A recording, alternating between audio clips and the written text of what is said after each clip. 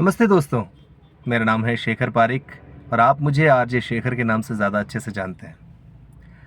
आज आपसे जो बातचीत मुझे करनी है, उसमें मैं यूँ कहूँ कि ये मेरी इनर कॉलिंग है। मतलब ये मुझे कहीं से प्रेरणा मिल रही है कि मैं आप तक ये वीडियो पहुँचाऊँ। और ये बहुत ही शॉर्ट सा वीडियो है, ज़्यादा लंबी बात नहीं हम लोग करेंगे। दरअसल मैं एक गाइडिंग लाइट के बारे में बात करना चाहता हूँ, जिसने मुझे बड़ा रास्ता दिखाया और मेरी हर समस्या का समाधान मुझे वहाँ से मिला और मैं चाहता हूँ कि वो आप तक भी पहुँचे। कैसे? एक्चुअली एक किताब जिसे हम अब तक सिर्फ पढ़ते आए थे, सुनते आए थे, जानने की कोशिश कभी नहीं की। बचपन से ही हम सबके साथ हुआ है और उसे एक गाइडिंग लाइट के तौर पर हमने कभी नहीं देखा। मैंने देखा, लेकिन बहुत अरसे बाद में। मैं उस बुक से तब मिला जब मैं करीब-करीब अपने जीवन में बहुत सारी समस्याओं से जूझ रहा था और तब मुझे जब एक गाइडिंग फ़ोर्स की ज़रूरत थी, वो किताब मेरे जीवन में एक रोशनी बनकर आई।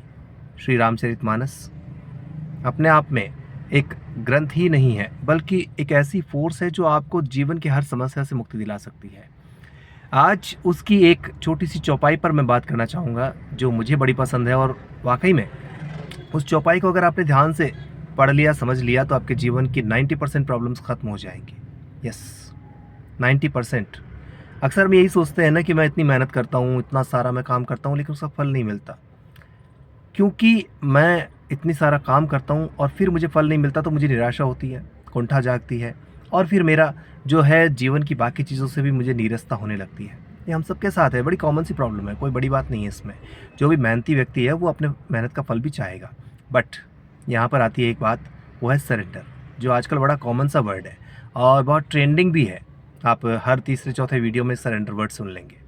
इस सरेंडर वर्ड को हम तो आज सुनने लगे हैं, लेकिन हमारे बाबा तुलसीदास जी तो 15वीं शताब्दी में ही लिख कर चले गए थे और उन्होंने बड़ी खूबसूरत सी चौपाई लिखी, जेहि विधि हुई नाथ हित मोरा, बेगी सो करहु दास मैं तोरा। मतलब आपने अपना प्रयास कर लिया, लेकिन अब आप वो कीजिए जो मेरे लिए अच्छा है। समझ रहे हैं आप? मैं तो कुछ भी मांग लूँगा, मेरा क्या है? लेकिन मैं जिस योग्य हूँ, मुझे जो मिलना चाहिए, वो तो आप जानते हैं। इसलिए मैं अपने प्रयास आपके चरणों में समर्पित करता हूँ और अब now it's up to you कि आप तय करें कि मेरे लिए क्या अच्छा है। कितनी सुंदर बात है ना? हम अपनी योग्यताएँ तो बहुत बढ़ा-चढ़ा कर समझते हैं, लेकिन रियल जो हमारा असेसमेंट है, वो तो वही करेगा ना। और वो असेसमेंट करने के बाद जो देगा, हो सकता है वो आपकी योग्यता से कहीं अधिक दे दे। हुँ, है ना? तथास्तु कब बोल दे, जो आजकल बड़ा ट्रेंडिंग है।